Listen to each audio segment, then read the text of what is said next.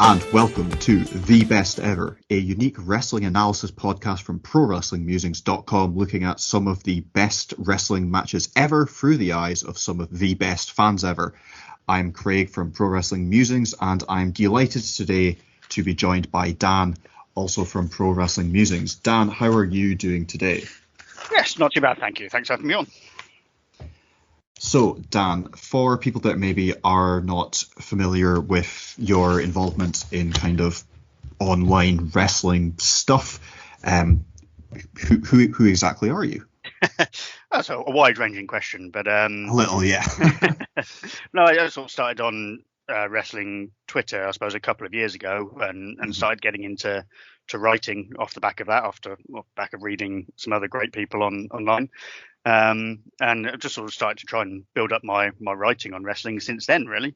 Part of that is writing on the great Pro Wrestling Musings, which I enjoy a lot, actually. It's very good, sort of different way of looking at things from a lot of different websites. And yeah, it's allowing me to write a lot of different things. So do you have any kind of like, in connection to that, do you have any projects in particular that you're working on at the moment? Yeah, so the one that I'm working on at the moment is looking at statistically whether the promotion from NXT to the main roster is actually a positive or a negative. I think it's one of those things that the automatic answer is no, it's bad. But obviously there are some exceptions to that, two of which I think we'll talk about today, in fact. But yes, so I've already started with an introduction on that, which lays bare the fact that Lars Sullivan is the greatest ever NXT promoter of all time. But also looking at the fact that all of the people who currently are in AEW who have come up through NXT, gone to the main roster, and then left, and looking at whether they were how badly they were all treated, I suppose. But looking at the statistics behind that. Cool. So for anybody that hasn't read the show title, we are going to be looking at the first Sasha Banks versus Bayley match. Well, the first famous one anyway, the one at the first Brooklyn match. So this was the one that got critical acclaim and was then followed up with the second one, which was the 30-minute Iron Woman match. So the lead up to this match essentially centers around Bayley being left behind. There's, in the video package before this match, there's kind of a bit of a lowdown on her losing to people like Emma and Charlotte, and her having issues with Becky Lynch, a lot of her getting run down by Sasha Banks, stuff along the lines of you're not on Raw and SmackDown like I am. You'll remember that Bayley wasn't involved in the famous Women's Evolution TM as organised by head gym teacher Stephanie McMahon, as she put them into teams.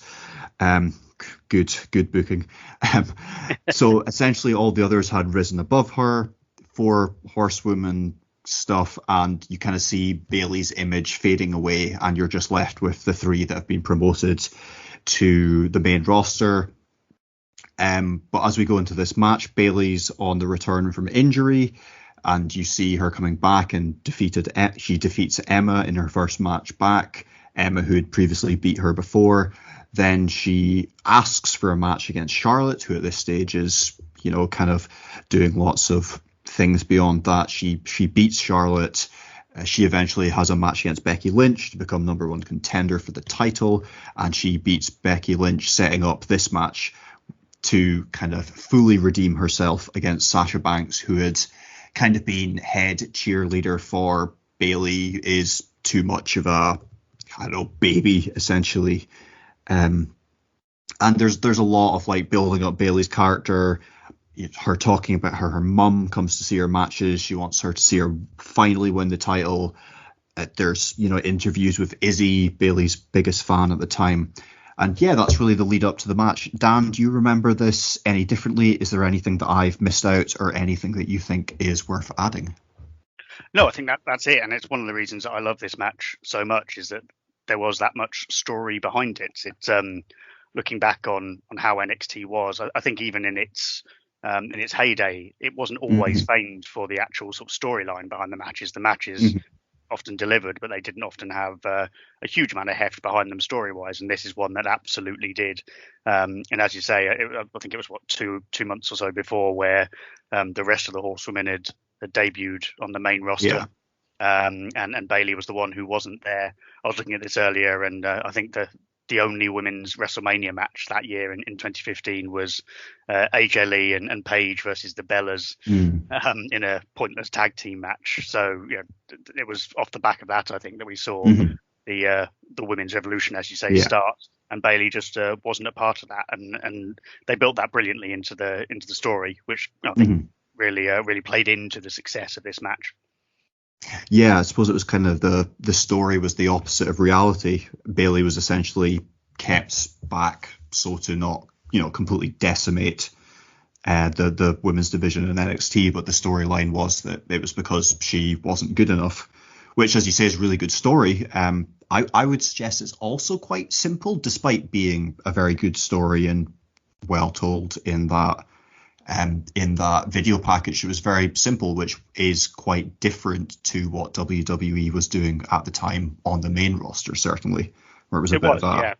Yeah, and I think again that plays into the sort of brilliance of this match is that it was very simple, as you said. There was no, shades of grey around this one, and I'm someone who loves that. I'm a big AEW fan these days. I love the you're not quite sure who's the face, who's the baby, who's the heel. I do like all of that, but there's also something great in having the pure babyface versus the pure heel, the great story of the underdog coming through, getting over adversity, etc., etc. It's, as you said, it's a tale as old as time, but when it's done well, it really does make for great pro wrestling. Absolutely. So the match. So Dan, I'm just going to kind of run down the big things that happened in this match.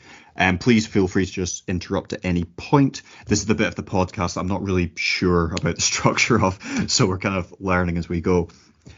So when Bayley comes out, it's very wholesome babyface cheers. The crowd are behind her. It's not, WWE Cena issues. The crowd are fully playing along here. Sasha Banks comes out with a cool heel entourage. It's got that NXT big match feel. Interestingly, one of the commentators, can't remember his name, doesn't particularly matter, refers to Sasha Banks as the baddest diva around. I thought that they were still using the phrase diva was interesting. I listened to that again today and had forgotten that they were still using the phrase diva at this time. Yeah. 2015, really not that long ago, that they were still pushing that particular angle. And even on NXT as well, I thought it didn't fit. Yeah, it was very strange. But what I would say just about the entrances, it's very lovely to watch Sasha Banks' entrance without us being reminded about 8 times that it's boss time. That was one of the nice things about watching this. Yeah. Yes. But to be fair, I completely forgot that was her gimmick until you just reminded me there. So, maybe I do need some help on that. Anyway, very, very intense early on. Bayley does a Hulk up spot really very, very early into the match, which is interesting. It wasn't built up to. She's bringing the fire straight away, which is personified by her using 2 dives by the end of the 2-minute match. It's very kind of full throttle. And this is underscored by her pulling out like a outside of the ring through the ring post type thing dropkick, kind of like that DDT that Sami Zayn was doing at the time. So it was very really going for it at the beginning. Sasha Banks does manage to take the sting out of Bayley's early momentum by taking out her knee as she's on the ropes and starts kind of grinding her down with submissions, proper heel kind of stuff. Kind of getting her to about halfway through the match. Maybe Banks's overconfidence around minute 7. She's kind of had near domination and Bayley kind of starts to get back into it. Bit more of to and fro. Banks will eventually dodge. Bayley kind of starts to build momentum. Banks dodges, goes for the hand, takes off like the hand brace. That's why she was kind of out for a bit.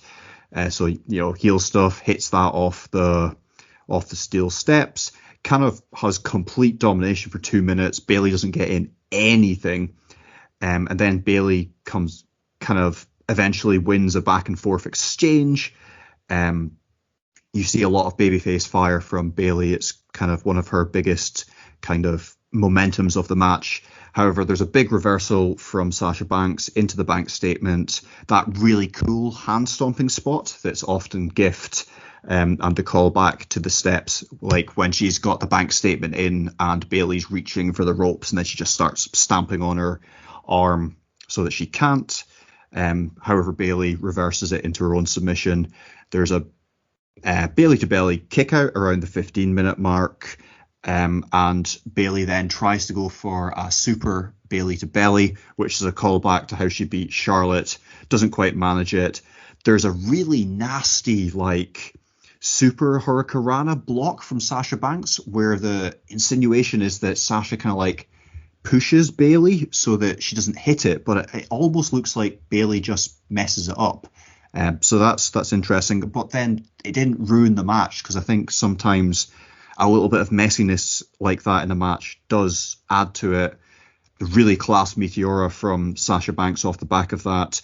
A little bit of to and fro. The super Poison Rana from Bayley off the top, and you can feel the crowd at this part. Bayley to belly, huge pop. End of the match. Different finish to Sasha. It's still kind of the super top rope element to it, but she then hits the Bayley to belly, and then the post match is just really nice. There's Becky and Charlotte come down, and then there's respect from Sasha, and it's just really nice, and it's very NXT to have the respect at the end of the match. Dan, is there anything there that, as I've gone through that stuck out as a really big part of the match? You know, it was how you remembered it, or anything that you think is important to notice about, just like, I don't know, what are the main touchstones of this match? It was interesting you said there that the point where Bayley, well, it seemed like she sort of basically spiked herself off the top rope onto her head, and it was, and looked fairly horrible. But in terms of the match, there were lots of bits that look quite rough, I suppose, particularly at the time, in what became a very smooth NXT.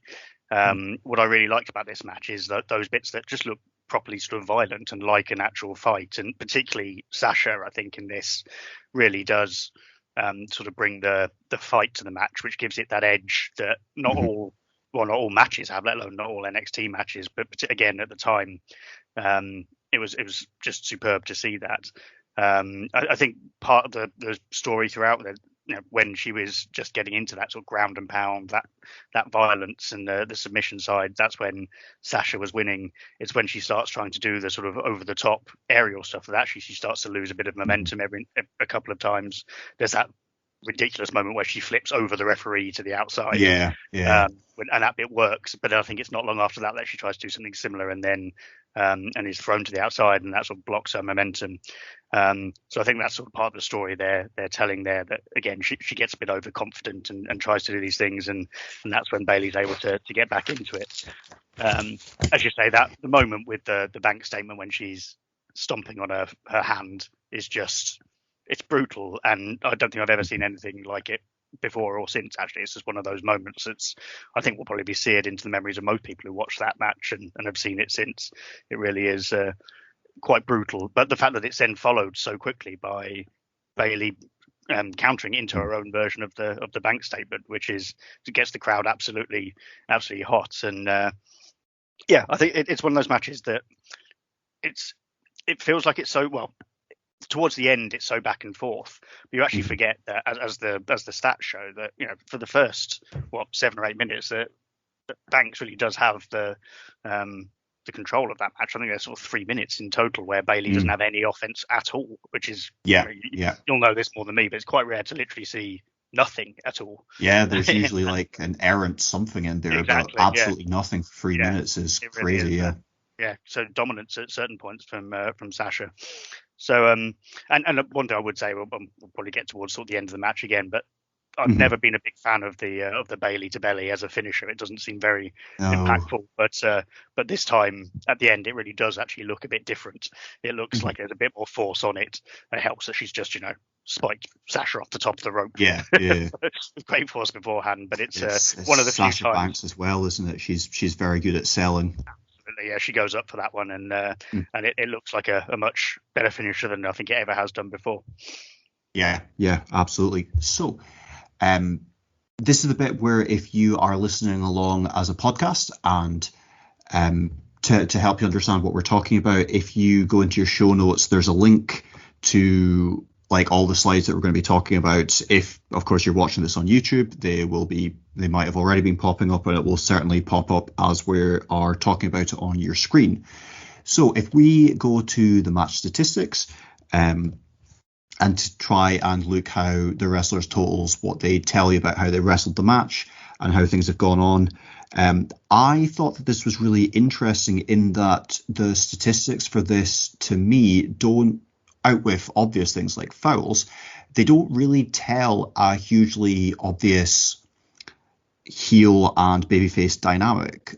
Like Sasha Banks and Bayley were very, very babyface heel orientated in this match. Bayley was a huge babyface and Banks was superbly compelling as a heel, but strikes are pretty even. Strike downs slightly more to Banks. You usually see strike downs being a babyface characteristic as they use them for comebacks. Grapples are often used to put over a heel as like dominating. Bayley 4-1 with them. Dives are often used to put over a babyface, kind of throwing caution to the wind. It's 2-2. Submission can be used for heels to grind down their opponents and kind of, build the heat. Sasha Banks with over a minute, almost a minute and a half compared to 20 seconds from Bayley. So that does fit. And then we do have Bayley having to use more reversals. Dan, is that your reading of this? Does anything stand out to you as being peculiar or very befitting of this match? No, I agree with you. When you watch the match, and certainly the first half of the match, you wouldn't expect that the stats would look quite so sort of 50-50 as they do. It feels like they were trying to tell the heel babyface story to a certain extent. But I think in the points where she does get her offense in, Bayley gets a huge amount of offense in. Again, I suspect a lot of those 60 strikes actually came quite early on. When you have that sort of the opening brawl, for example, I think she gets quite a lot in then. But yeah, absolutely. It's one of those matches that you think Sasha has delivered a lot more than perhaps she has. The submission is obviously the one that actually plays into what we're talking about there. There is that spot relatively early in the match after Bayley's had her sort of fiery start where Sasha does her best Randy Orton impression and has chin lock straight jackets and things on which I think accounts for a lot of that time, which is probably the most heelish work she does in terms of action actually for at the start. But yeah, I completely agree. It's quite interesting looking at the 50-50 stats on this when I think if you sort of call back to the match, a lot of the more vicious moments you think you would put in Sasha Banks's court, certainly. And I think 50-50 is the phrase. So, I mean, technically we've got match offense of 54 to 46%, which is kind of close. For quite back and forth matches, sometimes you'll see like, I don't know, 53, 52%. So, the match offenses do tend to be more closer than you would expect.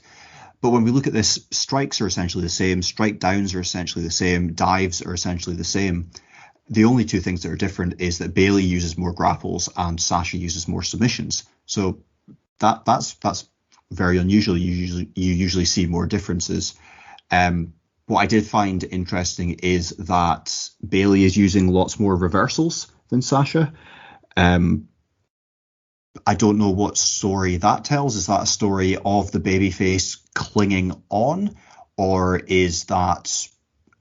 would you expect to see a lot more reversals from Bayley than Sasha Banks? Dan, in my head, I would imagine they'd be quite similar. I see Sasha Banks as somebody that would be quite proficient in reversing stuff. Yes, I think technically you'd expect them both to be able to reverse each other. I think the story in terms of Bayley having that little bit more, and again, I think this plays out more earlier in the match, is that she has Sasha's number on certain things. I think it's the double knee stomp that Sasha keeps trying to do off the middle rope. I think Bayley reverses that twice before it's finally actually hit off the top rope.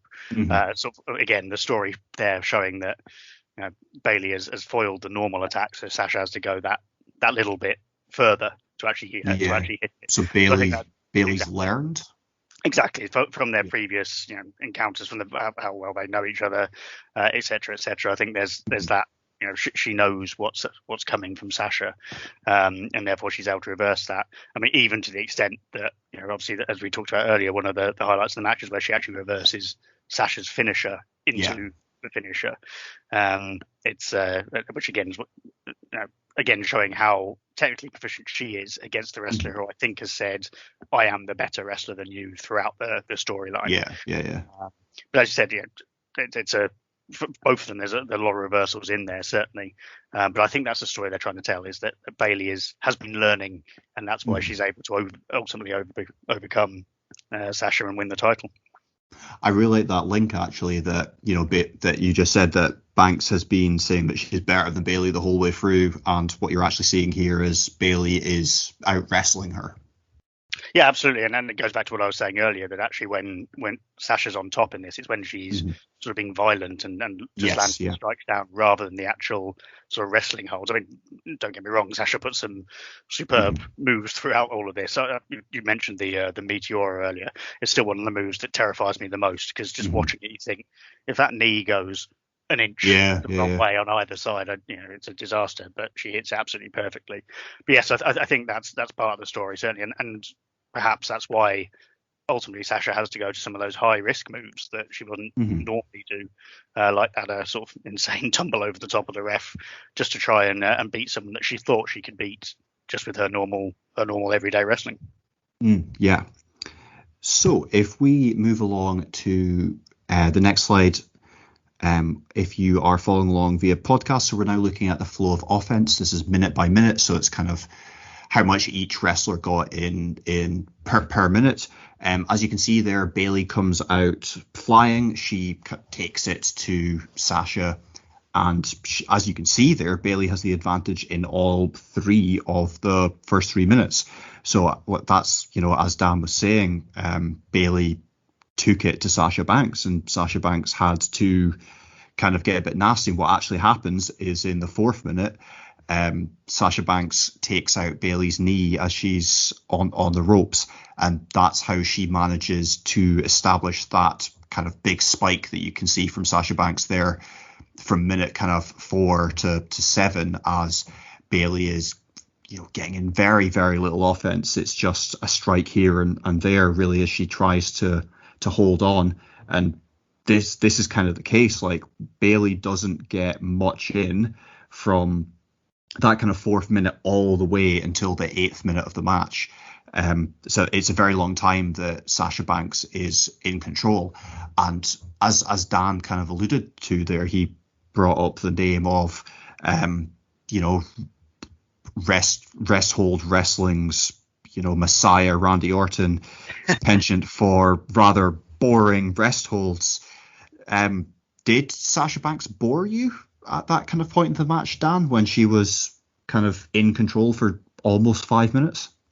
Actually, for me, no. I think it fits in within this match. I think it worked well, because, as you said, you have that fire from Bayley right at the start. It actually does fit the style of the match that Sasha needs to douse that by, as you said, the push of the leg off the top, and then those rest holds just to slow everything down.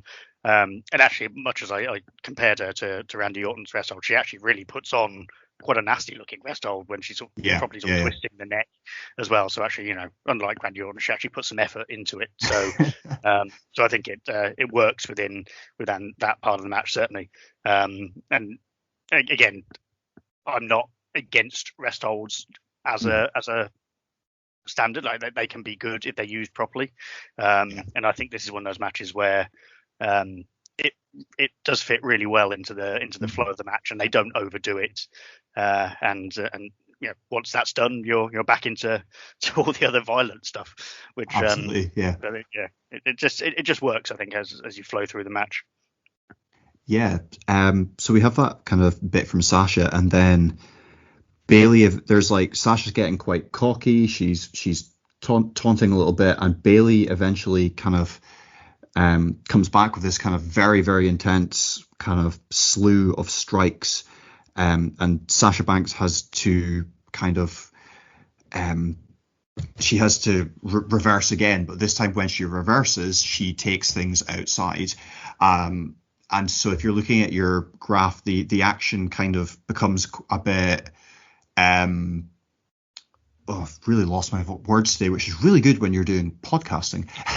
So this is when she kind of takes things outside, and the action looks a bit slower because she's taking off the hand brace there, so there's not a lot of action, and then she hits Bayley's hands off the steps. So again, Bayley's on the ground, kind of writhing around and stuff and selling. So that's why it looks like there's not a lot going on during that portion of the match. So from kind of in the 10th minute and the 11th minute there, Bayley gets in essentially nothing. And then in the 12th minute of the match, she's got like she hits one knockdown, and that's it. And then you get this huge kind of flurry from Bayley. It's the second biggest of the match before Banks eventually turns it into the Banks statement. During that minute where Banks kind of applies the Banks statement, there's all the strikes to block the rope break attempt, and there's also a grapple. I believe she hits the backcracker to go into the Banks statement. I can't quite remember that, but I believe she does. So that's kind of like the biggest offensive flurry of the match, and kind of from there, it's all about kind of Bayley's comeback to set things up. I think that this match is essentially all about Banks. It's very much Banks building heat for Bayley to come back. Yeah, absolutely, and that's why the bit where you talked about there, where it's a bit quieter on the stats, is probably the most important part of the match in many ways. It's actually quite interesting. It's quite clever, I think, in the way they structure this, in that you've got that, was it the 5 to 6 minutes where Bayley has no offense and starts to come back, and it looks a little bit like that's going to be the build to her comeback, and then it almost gets entirely worse for her, because that's when you get the hand bits where you get the hand taken off, smashed into it, and then that obviously the horrible segment where her fingers are caught behind the steps and smashed into as well. So yeah, it's quite clever, I think, how they sort of do the double dip almost for Bayley there, before you then get the build up to her to her hope spots and that finish. And that bit that you just described as the most important bit, the hand stuff on the outside, that's also, I don't think we've maybe mentioned it yet, but that's also what fuels why that Banks statement, when Sasha Banks stops Bayley from getting to the ropes with the hand stomping, that's, those two things are obviously linked. It's Bayley's injured arm that's being stomped on by Sasha.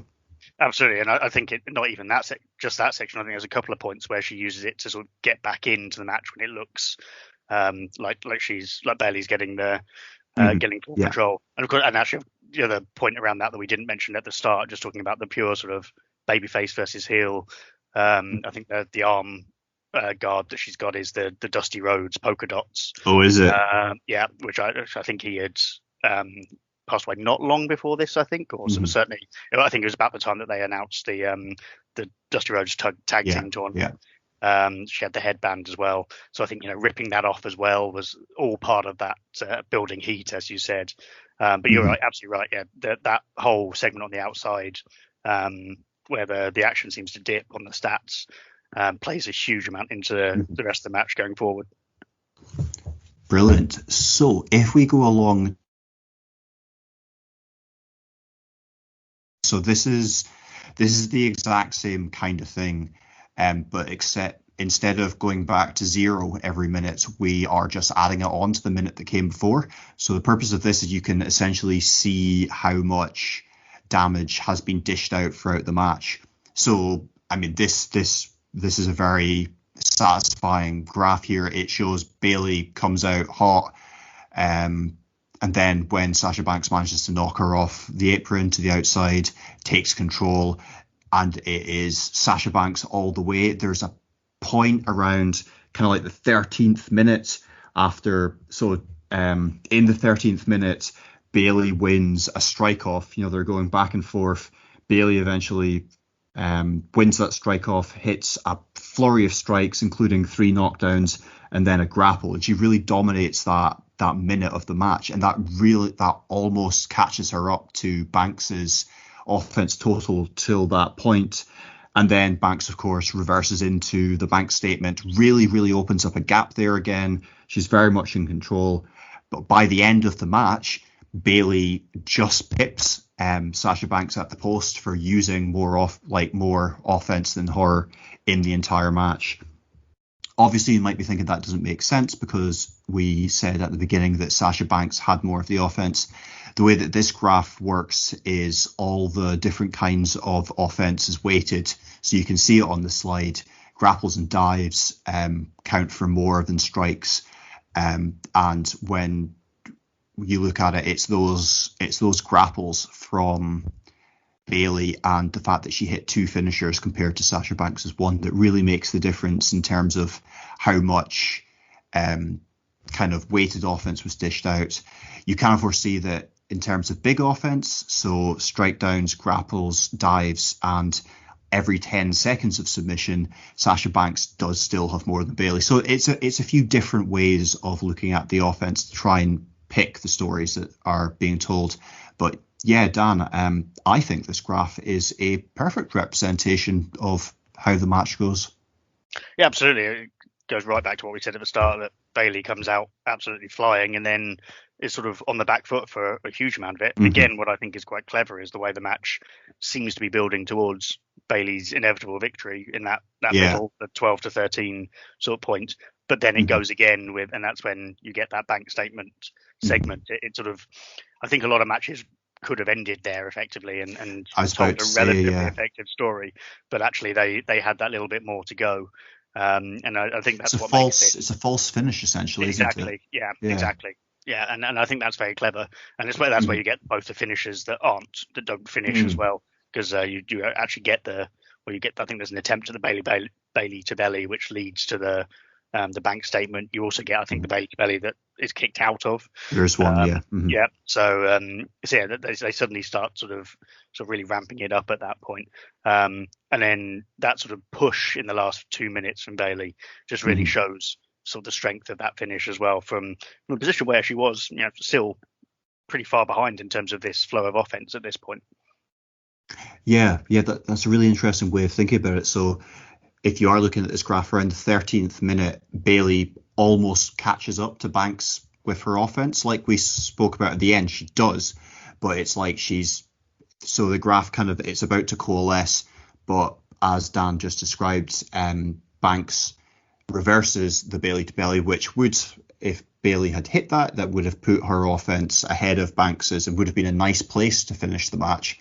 But this is like a genuine false finish. It's a big false finish in that Banks cuts out Bayley's offense and then does look like she's about to win, and Bayley has to start her comeback essentially all over again, which is it's almost like they've done the match twice in a way, but just to build the drama. Yeah, absolutely, and that, I suppose, does also play into that babyface story that she has failed to do it on so many occasions, and she's almost failed to do it within this match itself, and still has to go again, and then does manage to do it. So, I think that's not done by accident. I think that's the one of the qualities of this match is that it's very well planned from beginning to end. Perfect. So, moving things along, we are now going to talk about per hour rates. I hope that if you've been listening that you're now familiar with this terminology. I'm going to go through it again just because it's very important that it's clear what it is. Per hour rates comes from kind of sports statistics. If you have like top scorers in any kind of sports, you might have some guy that's got 20 goals, baskets, hockeys, whatever they're called, and he's the top scorer for that season. However, the guy below him has 18, but he's been out for half the season, so they might have like a per minute scoring rate or a per hour or per game, and what that shows is that the guy in second, if he had been fit and had played all the games, he would have probably scored more than the other person because he's got he's scoring a goal every 80 minutes instead of every 100, like the guy that's in first or whatever. So with wrestling, it's rare. Like the G1 is an example where they have fixtures and they all wrestle the same amount of matches. But even in the G1, Toru Yano will wrestle like a total of like 50 minutes across those 10 matches, whereas Kota Ibushi will wrestle about 2.5 hours. So you can't sit there and say, oh, Ibushi used more strikes in the G1 than Toru Yano. Of course he did. So you have to, multiply them up to an hour rate or whatever you choose. I've gone with hours, so that you can directly compare them. So what we are now going to do is, if you go on to, it's the 6th slide. If you are following along with the podcast, it should be on your screen now via YouTube. What I've done here is I've taken Bayley and Sasha Banks' match, and we've got a comparison of their performances with 3 others, just ones that I had statistics on that we've picked out. Bayley versus Asuka, the second time that those two fought, which is a good comparison. Similar, it's a year later. It's Bayley, it's NXT. Riho versus Serena Deeb. I chose that because it's more modern women's wrestling, and the match time is similar. And the other one that we've got there is Utami Hayashishita versus Shuri, because this is a women's match that's being spoken about a lot at the moment, and it's different because it's in Japan, it's in Stardom, and it's a far longer match at 43 minutes. So, for example, one of the things that I see straight away when we look at this, Dan, is that in NXT, they're doing a lot of striking. Bayley and Sasha Banks are both near 200 strikes per hour. Bayley hits 240 against Asuka. A year later, Asuka's around 160. The Riho Serena Deeb match, Riho hits 200 strikes per hour, but Deeb's only at 97. And then, interestingly, and I think this is because it's a much longer match, Utami Hayashishita is considerably lower than Bayley and Sasha Banks with only 160. Shuri, unsurprisingly, is matching the other wrestlers that I've mentioned that have high strike rates. What do you make of all that, Dan? Anything else that jumps out when we compare this match to other matches to get some context? Yeah, but the interesting thing is certainly that you wouldn't expect Bayley, for example, to be a particularly high strike rate person. But I suppose part of that is she's delivering a lot of strikes, and then you have to look at the strike downs, which is where some of the effectiveness of that obviously is called into question.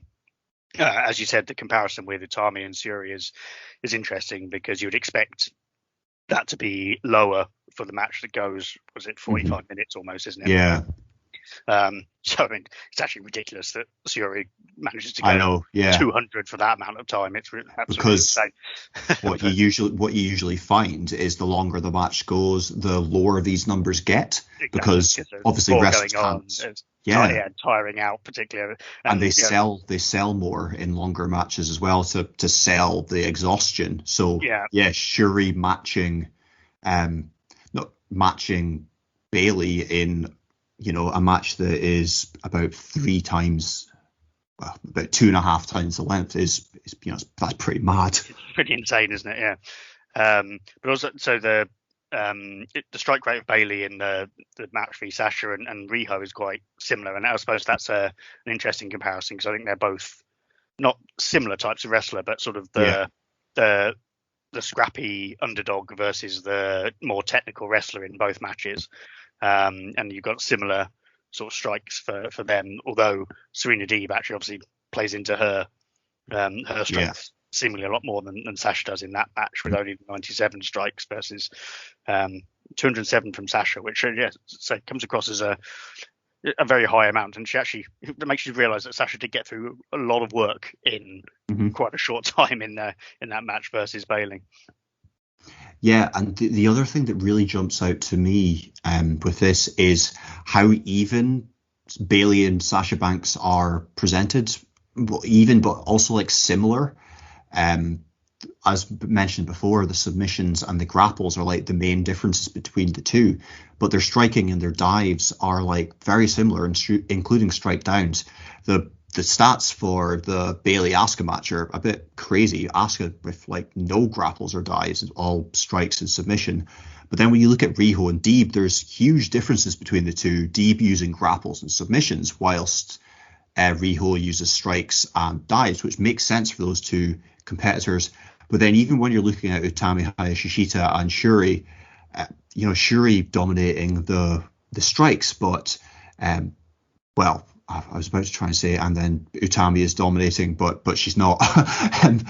Well, no, I think the point you're making applies to that match as well, because actually I think the story in that match was that Shuri really did dominate for a lot of it. Exactly. And the stats show that everywhere. And so all three matches are not one-sided, but certainly the statistics can be interpreted that way, and there's differences between the two, whereas, as you said, the Bayley and Sasha ones are largely still very, very similar, other than one or two. Yeah, absolutely. Which is really interesting. The reversals, I think, again, is like, I always think as NXT as being very, very reversal heavy, and I think it's something that I think that is true. It certainly is if you look at the other Bayley match. The reversals in that match are pretty intense. And I also recently did an Adam Cole Johnny Gargano match, which, because it's so long, there isn't a huge amount of offense in it, except for the reversal, which is very, very high. If you look at the reversals in this match compared to these other matches, it seems somewhat low, which I find that quite interesting. And perhaps not something I've thought of until now, but perhaps that goes into my point earlier that this match perhaps felt less choreographed than some of the other NXT stuff that happened certainly after this. Everyone always jokes about the Shawn Michaels telling people to stare at their hands, and I think there's a lot of choreographed reversals and people kicking out of finishers, etc. And maybe this match with Sasha and Bayley was slightly less choreographed on that front, and therefore didn't quite have as much sort of obvious reversals that where a lot of the reversals as they would be in this match were more sort of just returning strike to strike at certain points. That's an interesting point, and it's certainly interesting to look at sort of the later stages of NXT with Bayley and Asuka, for example, when 111 reversals per hour seems just baffling how there's time to do anything else at that point. So well, Asuka didn't have much time to do anything else. No, indeed, yeah. So I do wonder if that's part of it actually. And actually looking at the Utami and Shuri statistic, perhaps again that's pretty 50-50 in terms of the reversals and slightly lower. So again, maybe that does play into that slightly, that there was slightly more the wrestlers being allowed to do a bit more of their own thing rather than being told what to do by whoever was managing this one backstage at the time. I wonder if it's because this is such a character-based match, so there's a lot of Sasha building heat for Bayley's, underdog character. Whereas in a lot of these other matches, they are, Deeb and Riho, I think reversals is maybe their thing because it's a submission person against kind of like a flighty, dodge out the way kind of babyface. But like Bayley Asuka was kind of a respect match. So, you maybe don't build as much heat. It's more mano and mano perhaps, which I think is certainly the case for the Stardom match.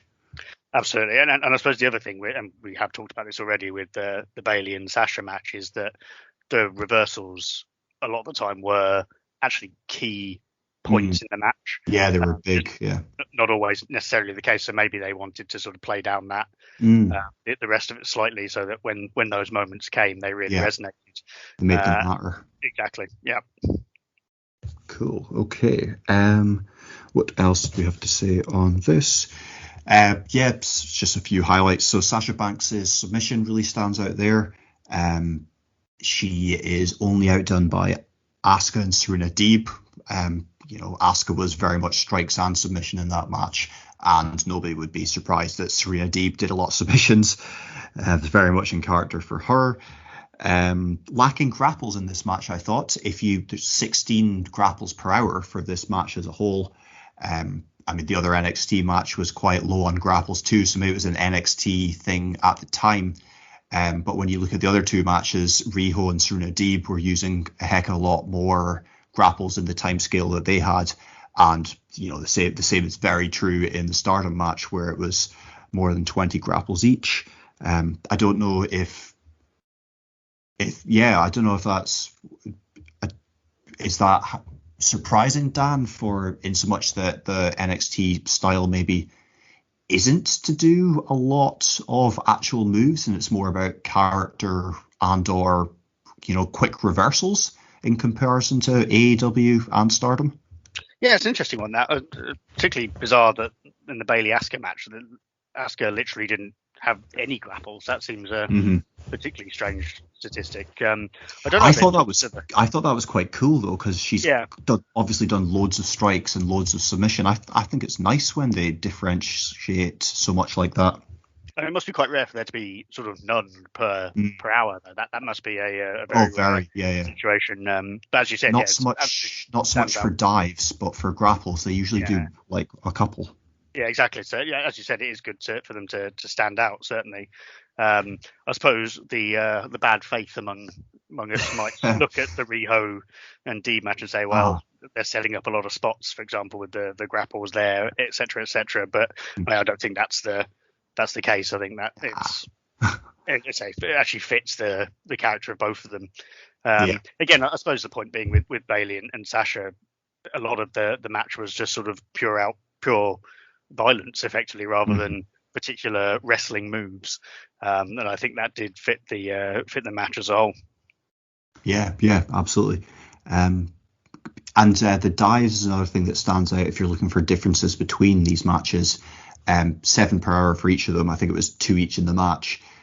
In the Bayley Asuka match and the Riho Deeb match, dives are used very much to differentiate the faces and heels, or the wrestling styles as it was for Bayley Asuka, whereas Utami and Shuri, interestingly, also did 3 dives each per hour.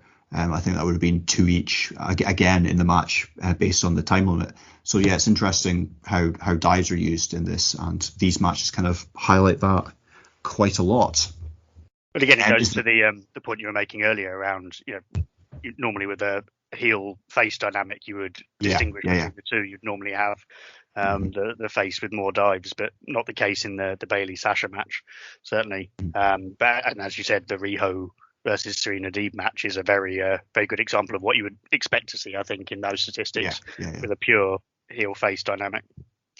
Yeah, exactly. Which is very interesting. I suppose it's not too surprising when you think of Sasha Banks, because she is an extremely good, and Serena Deeb obviously is too, but I don't think anybody's surprised that Sasha Banks is doing dives and hitting strike downs and that too. I suppose the other difference between those two matches is that everyone went into Bayley v Sasha knowing that Sasha was the heel. Whereas, if memory serves you right, the Riho versus Serena match didn't have a huge amount behind it, and Serena Deeb actually got a sort of very big pop on the night. She did, yeah. And so I think she was doing everything she could to really show she was the heel on the night. So maybe that sort of had to be exaggerated to get that point across. Yeah. That's interesting. Brilliant. Okay, so I think that is us pretty much finished with the statistics for this match. Dan, you're a very good person to have to do this match, obviously, as you discussed earlier on. You've been looking a lot at NXT. Presumably, if you are looking a lot at NXT, it's something that you were very invested in, or perhaps somewhat frustrated at how it has gone. The failure of NXT has been discussed quite a lot recently, or the failure quotation marks, and there's a lot of apparent leaking of stuff from backstage WWE in terms of they are now saying no more quote unquote vanilla midgets. NXT has diverged too much from the old OVW days where they had Brock Lesnar, Batista, John Cena and Randy Orton in the same kind of, class.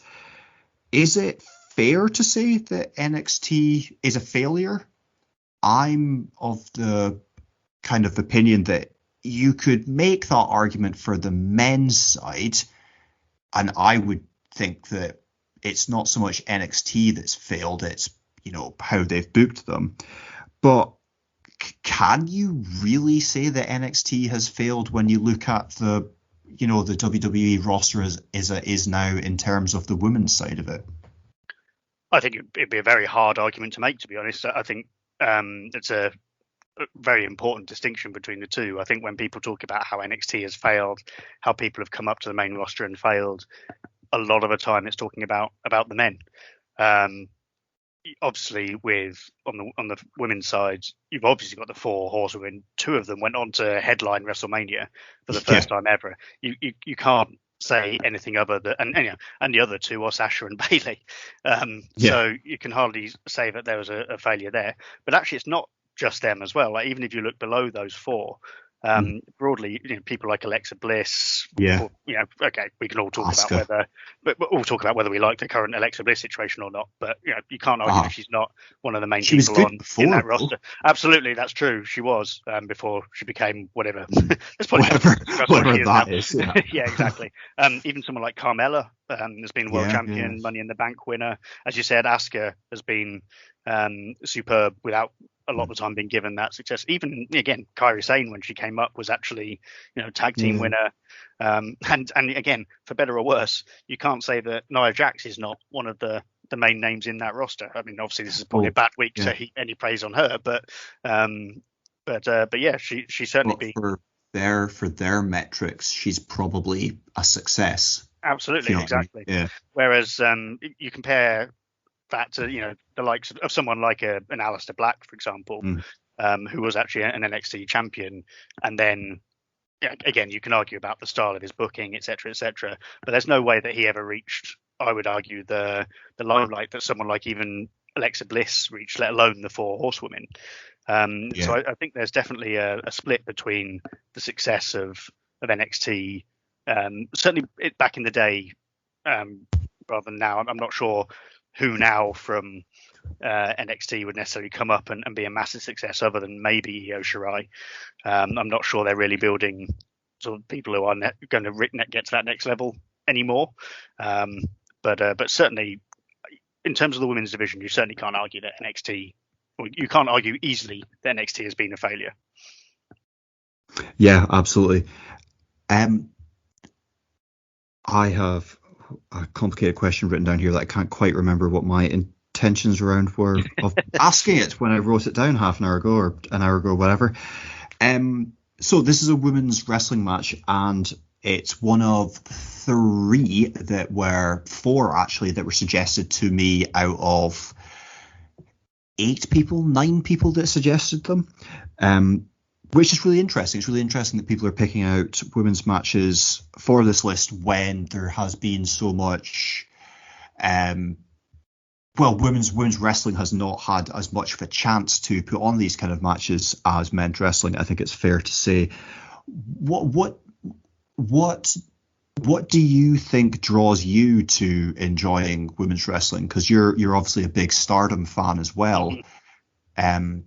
Is there something different about the way that it's put together in the ring, or is it something different to do with a lot of the themes around it? Like, I remember hearing Ollie Davis of Wrestle Talk talking about how much he loved the old Jon Moxley entrance in AEW because it's the roar of the crowd as soon as they hear that music, and for him, it's a very masculine thing, and for him wrestling is a safe way of him expressing his masculinity. It's not as aggressive or violent as a lot of the other stereotypical ways of that is. I sometimes feel when I'm watching women's wrestling that I like it because it almost takes out that kind of masculinity from it, and I sometimes don't. I don't know, I've gone very deep with this. I don't really know where I'm going. I'm just seeing where it takes me. I sometimes don't particularly like masculinity, so it's nice to watch the thing that I enjoy watching where it's, it's just competitive and the characters are different. Yeah, untangle that if you can. No, it's interesting. I haven't sort of necessarily thought about it. When I was watching NXT back in sort of the time of Sasha and Bayley, I'm not sure why it was that those matches stood out. Perhaps it was just because at the time I hadn't seen women's wrestling like that at all. So I hadn't at that point seen any of the AJW wrestling or anything like that. Yeah. And I think even I'd sort of gone back and looked at some of the Trish Stratus, Lita era, and I think with the best will in the world, that's still not great, to be honest. No. And so I think it stood out just because it was so different from what I'd seen in women's wrestling before. And then when you start to actually watch it a bit more, you realise that it's different to just wrestling that you've seen before generally. You do get a different style of wrestling. I just mean that you don't get the same. You can still get the sort of the little and large stories that they tell in WWE, for example, as they are doing with Nia Jax, for example. But I think there's something different about the way they tell the stories with the women when they do it right. There's obviously something different they do with the stories they tell with the women when they do it wrong as well, unfortunately, and that's part of the big issue. And it is worth saying at this point, as a big AEW fan, I'm well aware that it's really their blind spot at the moment. They're not doing that in a good way at all. I haven't actually been watching sort of NXT WWE recently, other than sort of reading up about it, but it still feels that they are a little bit ahead of the curve in that sense, which is a sad state of affairs for AEW, to be honest. But I think there's something in what you're saying as well around I don't like boxing. I don't like MMA, for example. I've never enjoyed that sort of pure, just violence, I suppose, knowing it's real, which is part of the reason why I've liked wrestling.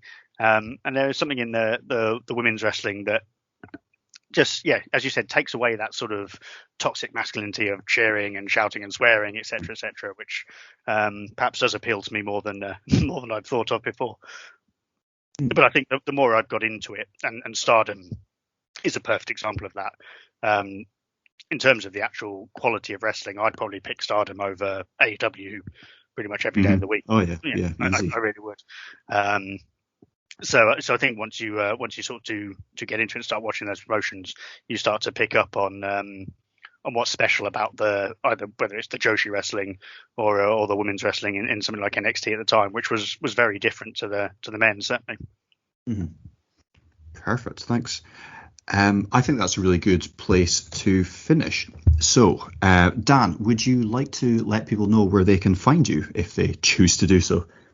Yes, my Twitter is @WrestlingRhymes, and just going back to what we were talking about earlier, I will be soon releasing an article on Pro Wrestling Musings about the 4 horsewomen from NXT and how they've all been presented on the main roster, and try and work out who's once and for all who's the best. Perfect. It's Sasha, by the way, but yeah. Well, at wrestling, not at good life choices. Well, that's true. That is true. Perfect. So yeah, please head over to ProWrestlingMusings.com. There's so many more of these kind of statistical kind of analysis of matches or bigger themes, and lots of people doing really cool articles and features there. And yeah, join us again next week for another episode of The Best Ever. Thank you very much for listening.